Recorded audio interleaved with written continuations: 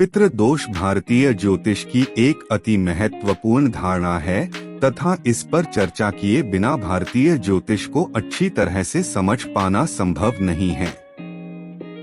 वैसे तो भारतीय ज्योतिष में पाए जाने वाले अधिकतर योगों, दोषों एवं धारणाओं के बारे में तरह तरह की भ्रांतियां फैली हुई हैं, किंतु पितृदोष इन सब से आगे है, क्योंकि पितृदोष के बारे में तो पहली भ्रांति इसके नाम और परिभाषा से ही शुरू हो जाती है।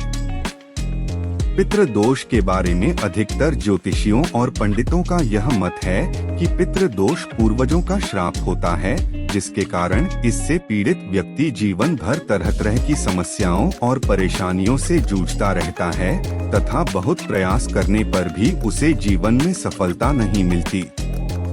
इसके निवारण के लिए पीड़ित व्यक्ति को पूर्वजों की पूजा करवाने के लिए कहा जाता है, जिससे उसके पितृ उस पर प्रसन्न हो जाएं तथा उसकी परेशानियों को कम कर दें। यह सारी की सारी धारणा सिरे से ही गलत है, क्योंकि पितृदोष से पीड़ित व्यक्ति के पितृ उसे श्राप नहीं देते, बल्कि ऐसे व्यक्ति के पितृ स्वयं ही शापित होते हैं, जिसका कारण उनके द्वारा किए गए बुरे कर्म होते हैं, जिनका भुगतान उनके वंश में पैदा होने वाले वंशजों को करना पड़ता है।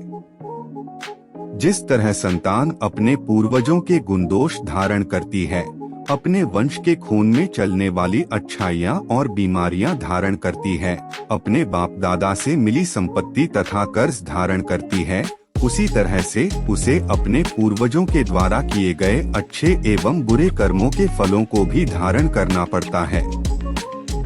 कुछ ज्योतिषी तथा पंडित इस दोष का कारण बताते हैं कि आपने अपने पूर्वजों का श्राद्ध कर्म ठीक से नहीं किया, जिसके कारण आपके पितृ आपसे नाराज हैं तथा इसी कारण आपकी कुंडली में पितृ दोष बन रहा है।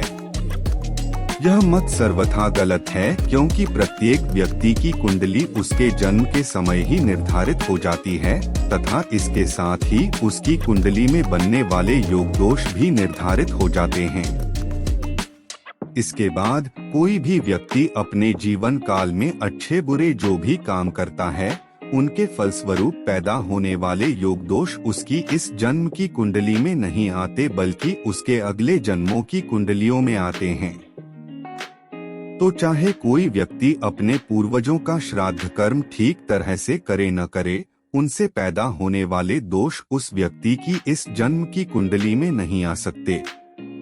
इसलिए जो पितृ दोष किसी व्यक्ति की इस जन्म की कुंडली में उपस्थित है, उसका उस व्यक्ति के इस जन्म के कर्मों से कोई लेना देना नहीं है, क्योंकि वह पितृ दोष तो उस व्यक्ति को इस जन्म में अच्छे बुरे कर्मों करने की स्वतंत्रता मिलने से पहले ही निर्धारित हो गया था।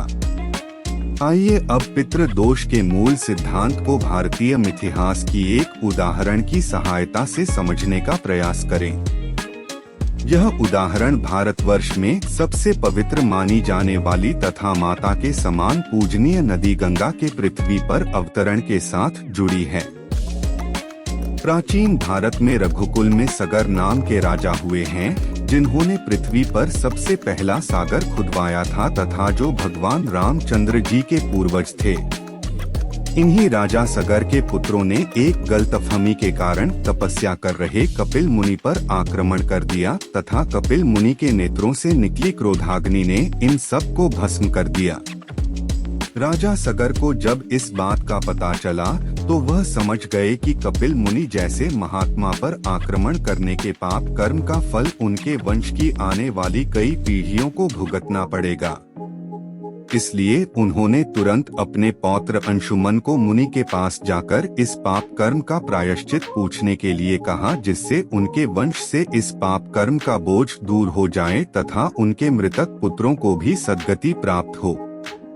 अंशुमन के प्रार्थना करने पर मुनि ने बताया कि इस पाप कर्म का प्रायश्चित करने के लिए उनके वंश के लोगों को भगवान ब्रह्मा जी की तपस्या करके स्वर्ग लोक की सबसे पवित्र नदी गंगा को पृथ्वी पर भेजने का वरदान मांगना होगा तथा गंगा के पृथ्वी लोक आने पर मृतक राजपुत्रों की अस्थियों को गंगा की पवित्र धारा में प्रवाह करना होगा। तभी जाकर उनके वंश से इस पाप कर्म का बोझ उतरेगा।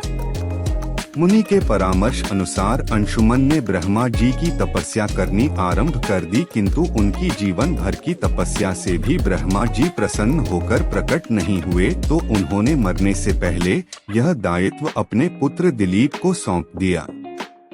राजा दिलीप भी जीवन भर ब्रह्मा जी की तपस्या करते रहे, पर उन्हें भी ब्रह्मा जी के दर्शन प्राप्त नहीं हुए, तो उन्होंने यह दायित्व अपने पुत्र भागीरथ को सौंप दिया। राजा भागीरथ के तपस्या करने पर ब्रह्मा जी प्रसन्न होकर प्रकट हुए तथा उन्होंने भागीरथ को गंगा को पृथ्वी पर भेजने का वरदान दिया।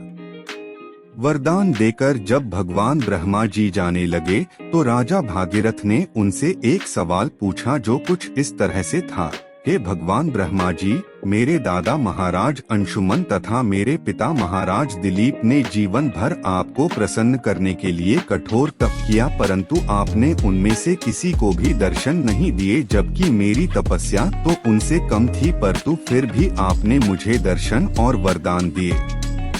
हे प्रभु, क्या मेरे पूर्वजों की तपस्या में कोई कमी थी जो उनकी तपस्या व्यर्थ गई? इसके उत्तर में भगवान ब्रह्मा जी ने कहा, राजन, तपस्या कभी भी व्यर्थ नहीं जाती। आपके पूर्वजों की तपस्या तो कपिल मुनि पर आक्रमण करने के पाप कर्म का भुगतान करने में चली गई, और आपकी तपस्या के फलस्वरूप गंगा को पृथ्वी पर लाने के लिए आवश्यक पुण्य कर्म संचित हुए हैं। यदि आपके पूर्वजों ने तपस्या करके आपके कुल पर चढ़े हुए पाप कर्मों का भुगतान न किया होता, तो आज आपको मेरे दर्शन और वरदान प्राप्त नहीं होते। इस उदाहरण से स्पष्ट हो जाता है कि राजा सगर के पुत्रों के पाप कर्म से उनके वंश पर जो पितृण चढ़ गया था, उसका भुगतान उनके वंश में आने वाली पीढ़ियों को करना पड़ा। इस तरह पितृ दोष पूर्वजों के श्राप देने से नहीं, बल्कि पूर्वजों के स्वयं शापित होने से बनता है, और इसके निवारण के लिए आपको पूर्वजों की पूजा नहीं करनी है, बल्कि पूर्वजों के उद्धार के लिए पूजा तथा अन्य अच्छे कर्म करने हैं। पितृ दोष के बारे में इतनी चर्चा करने के बाद आइए अब विचार करें कि जन्म कुंडली में उपस्थित किन लक्षणों से कुंडली में पितृ दोष के होने का पता चलता है। नवग्रहों में सूर्य स्पष्ट रूप से पूर्वजों के प्रतीक माने जाते हैं, इसलिए किसी कुंडली में सूर्य को बुरे ग्रहों के साथ स्थित होने से या बुरे ग्रहों की दृष्टि से अगर दोष लगता है, तो यह दोष पितृ दोष कहलाता है।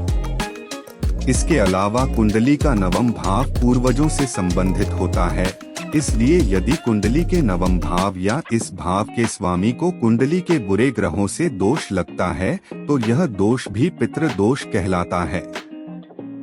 पितृ दोष प्रत्येक कुंडली में अलग अलग तरह के नुकसान कर सकता है, जिनका पता कुंडली का विस्तार पूर्वक अध्ययन करने के पश्चात ही चल सकता है।